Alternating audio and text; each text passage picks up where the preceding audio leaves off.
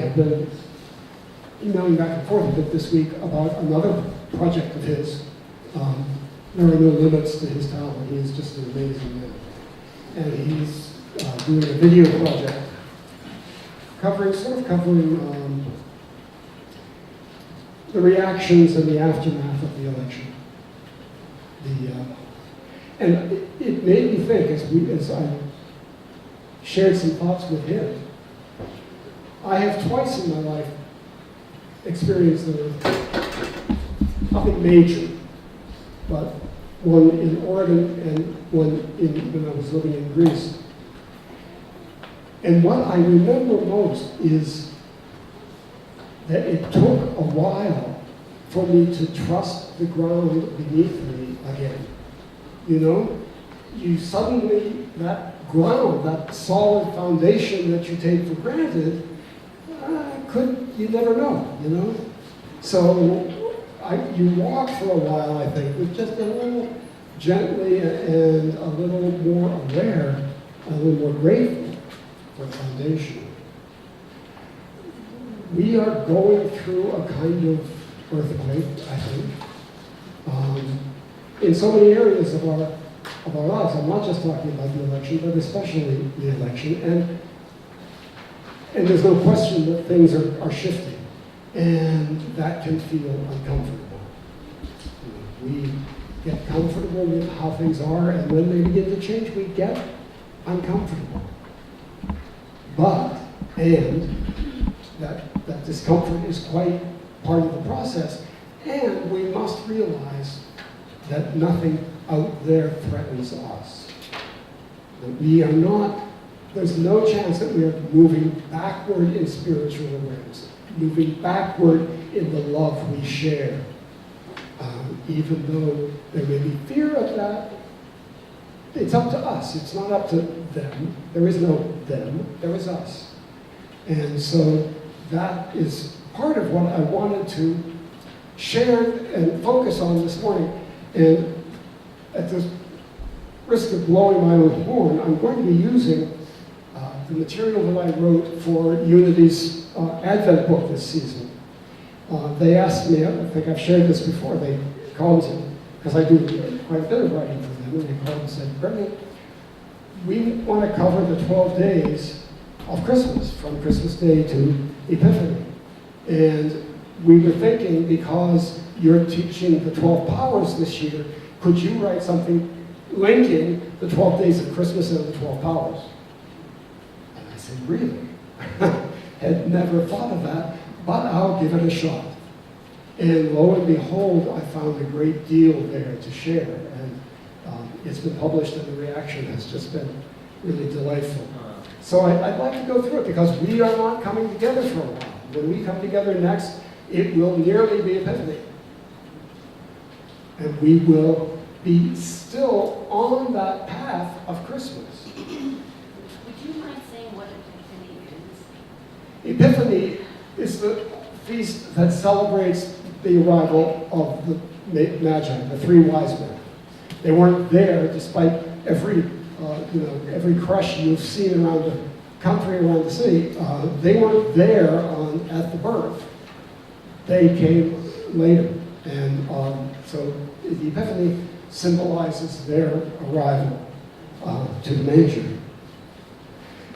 And we have been talking about the 12 powers all this year as aspects of the Christ we are. You know, I can know that I'm a Christ, or I'm the Christ in expression, that you're the Christ in expression, that we're all the Christ in expression. But now what do I do with that?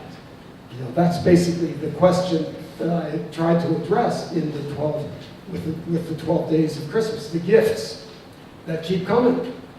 And what we understand about those gifts and how we can use those gifts to work with the light of Christmas so that it expresses through us as strongly as possible. And it begins, of course, with the partridge in the pear tree. And the first of the 12 powers is faith. Faith. Partridges do not nest in trees. They nest on the ground. They rest on the solid foundation that the ground presents. And faith is our spiritual ground. It is the awareness that makes everything possible. Jesus made that point, I don't know how many times through the Gospels. According to your faith, be it done to you. He wasn't asking us to believe in him. He wasn't asking us to believe in God. Everybody believed in God at that time. That would have been meaningless. He was asking us to believe in ourselves, to believe in our own divinity, to believe that we are not separate from God because we're here in human form. We are expressions of God here in human form. And that understanding, that basic groundwork, affects and makes possible everything that comes. On the second day of Christmas, my true love sent to me 2 turtle doves and a partridge. I counted them up, and because as you know, each day adds to the days preceding. So we received 250 birds in the course of these 12 days. Now, that's a lot. Birds, metaphysically, represent divine ideas. And so, the birth of new light begins to express as divine ideas. We will see things a little differently. We will see possibilities for love that we might have brushed past before. But now we're going to appreciate the divine ideas that are in our lives everywhere we look, aren't they? They're within us. They're within how we see and understand everything about ourselves and everything about our lives. The third day of Christmas is discernment. 3 French hens. The French hens will not fly away. They are domesticated. Their presence in consciousness is a constant reminder that our every choice must be made from the presence within us of compassionate discernment. And we discussed here that we once thought of discernment as judgment. But judgment creates duality. Judgment says this is right and that's wrong. Discernment doesn't judge, it simply recognizes the word I love to use is efficient, recognizes the most efficient choice, recognizes the most efficient path to our spirit, our full spiritual expression. And we don't have to judge other things or other people as wrong. We can just have to say, no, that's not where I feel guided to go.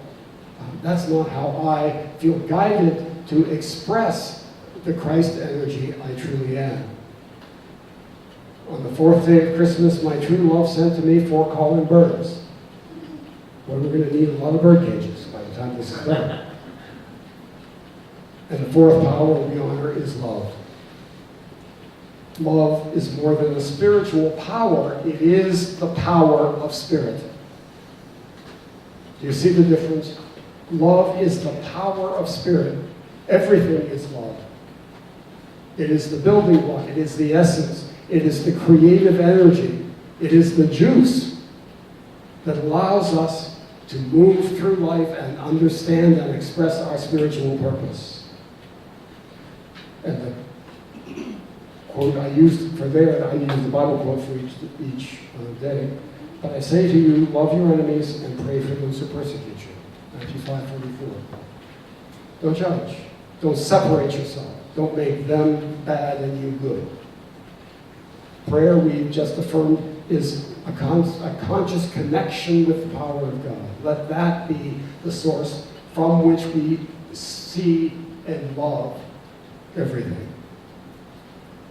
On the 5th day of Christmas, my true love sent to me 5 golden rings. Well, at last, we get out of the birds for a while.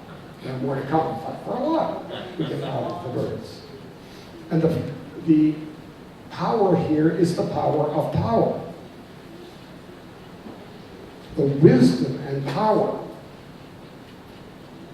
that are described in the book of Daniel, and the power of the Most High that the angel promises to Mary, must find expression through us.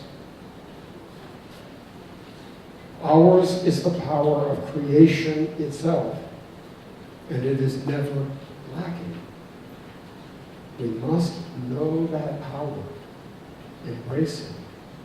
It's more than strength. It's an understanding that our creative power is infinite, as our spiritual truth is infinite. On the 6th day of Christmas, my true love sent to me, well, we'll go with the birds again.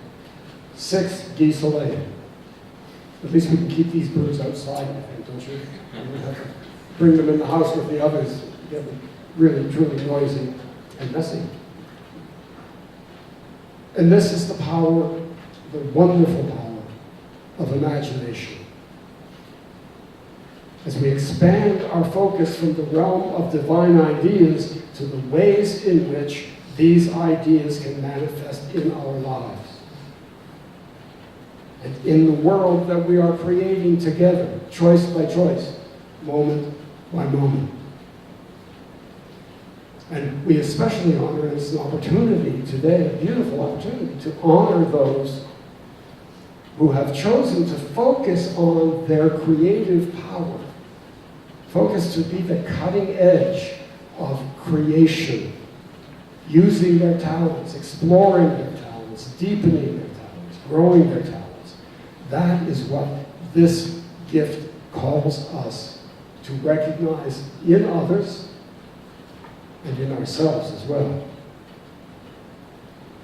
On the 7th day of Christmas, my true love sent to me 7 swans a swimming. They're going to stay outside too, won't you? And the power here is understanding. We are using the spiritual power of understanding when, for even the briefest of moments, we appreciate the world through the eyes of spirit. And you've had that experience. You have. I know you have. Of suddenly realizing you're seeing something different. Your ego mind is telling you this is right, this is wrong, they're bad, they're going to hurt you, you've got to be afraid. But there is another voice within you, another perspective, the perspective of spirit.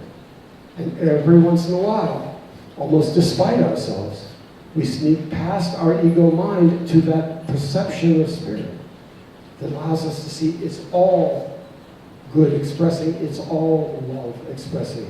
Yes, there are choices we have to make. We can't just be open to everything, that we use the power of discernment. But we understand that there is that possibility within us at every moment to see from the perspective of spirit. On the 8th day of Christmas, my true love sent to me 8 maids a milking. And this is the power of will. It is will that brings us into human form. Bringing the kingdom of heaven into expression is our purpose. And now it has become our passion. Will calls us into the realm of action. Just as the 8 maids are doing exactly what milkmaids do, we exercise our spiritual will to do what we are here to do. They're milkmaids, they milk, so they're a milking, that's what they do. We are creating spiritual beings, so we create. That's what we do. On the 9th day of Christmas, my true love gave to me 9 ladies dancing. And the power is order. From Ecclesiastes 3, for everything there is a season and a time for every matter under heaven. Our ego mind tries so hard to set its own priorities, doesn't it? It tries so hard to tell us what we need to get done today, or before Christmas, or, before the end of the day. Divine order is a gentler, organizing flow. It's always there. We are never abandoned. We are never without divine order. We are never without the possibility of quieting ourselves, centering ourselves in spirit, mind, and allowing the day to unfold as it will.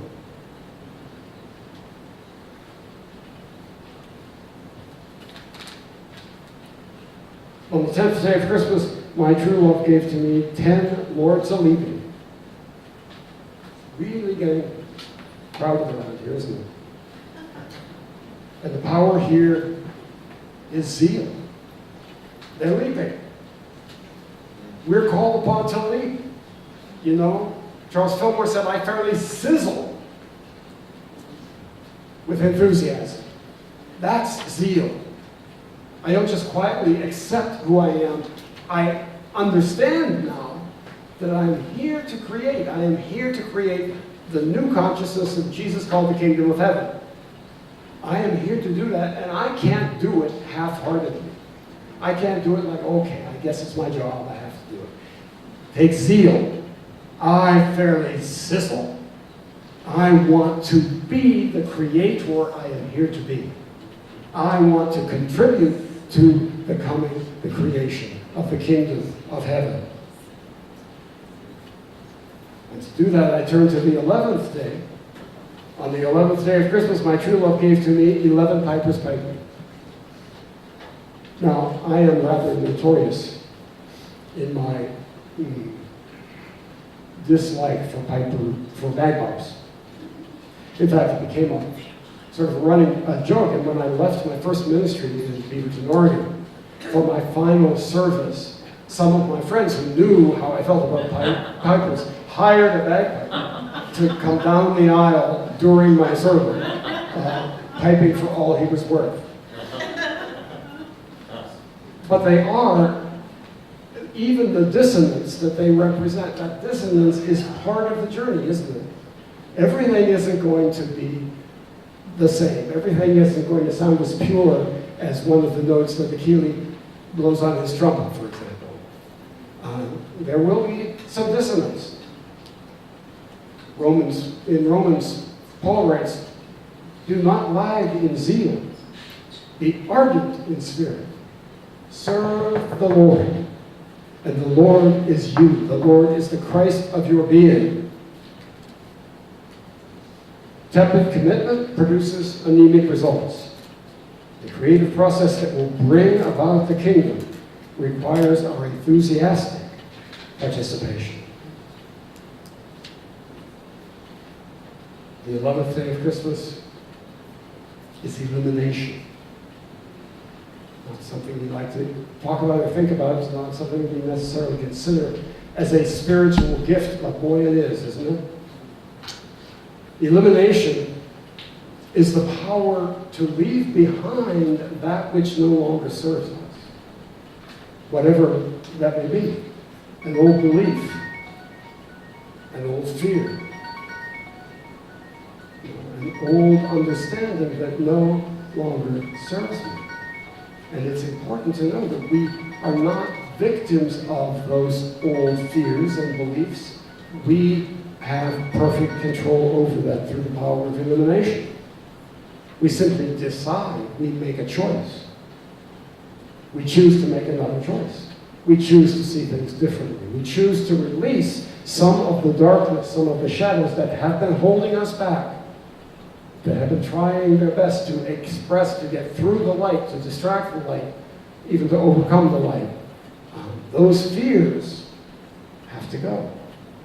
And the power to release them easily and gracefully is a very important part of the spiritual process. And finally, on the 12th day of Christmas, my true love gave to me, we're just going to do this, a partridge in a pear tree, 2 turtle doves, 3 French hens, 4 calling birds, 5 golden rings, 6 geese a-laying, 7 swans a-swimming, 8 maids a-milking, 9 ladies dancing, 10 lords a-leaping, 11 pipers piping, 12 drummers drumming.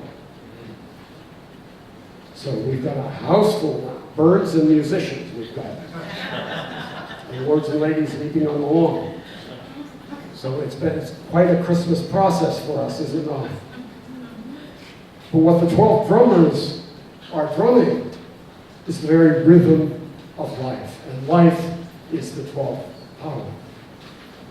Life is lived in full awareness and expression of the Christ, the new dimension of the light that we welcomed at Christmas and have been exploring through the 12 days leading us to Epiphany. Most of the people who came to the manger saw a beautiful human baby.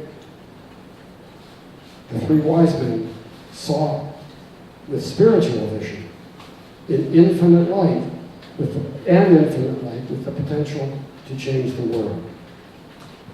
And so on this 12th day of Christmas, we see that same potential in each other and in ourselves. We move forward to the rhythm of life, equipped with all the powers we need to achieve our spiritual intentions. And I quote one of my favorite statements of Jesus: I came that they may have life and have it abundantly. You know, this kingdom that Jesus calls us to is not a kingdom of obedience and limitation. It is a kingdom of great creative joy, of infinite possibility. Because once we embrace even the first of our universal principles, once we truly, truly understand that there is nothing in expression that is not divine. If God is omnipresent and omniscient and omnipotent, as we affirm He is, it is, God is, then there can't be any place where God isn't. There can't be anything that God isn't. This is what makes me crazy sometimes about people who want to believe in a literal hell. You know, well, hell is defined in the church I grew up in anyway as the absence of God, a place where God is absent. Well, if there's a place where God is absent, then He's not omnipresent, and we've got to go back to the drawing board. You know? We have to mean what we say we believe. There's one presence and one power, active in the universe, active in my life. That is the principle that moves us forward. That is the principle we celebrate on Christmas Day. That is the truth that we allow the 12 days of Christmas and the 12 powers of spiritual expression to guide us in using that power to express as the kingdom. There is nothing, we're not creating anything new. We are bringing into manifestation part of the divine energy that is already present. And that's why the kingdom is absolutely built of and constructed with love. It is love. And that is the only measurement we need. Is this loving? Is this choice I'm about to make based in love? Of course, the Miracles tells us that everything is based in either love or fear. And I have found that to be one of the most useful teachings of anything I've read. And it's true, if we're willing to go to the root, everything is either love or fear. If I'm willing to go deep enough to say, what am I afraid of here? I'm making a judgment choice against someone else. What is the fear? What am I afraid of? How does it seem to my mortal mind that this is a threat to my being? And once I know the oneness of which I am a part and of which I am an expression, the fear dissolves. And what's left is love. And my affirmation for each and all of you today is that what you have, what you experience, what you express in your lives through these holidays until we meet again is the power of love. May you see it expressing every word. May you honor and appreciate every opportunity you have to be the love and expression. It's all about love. Merry Christmas. Amen.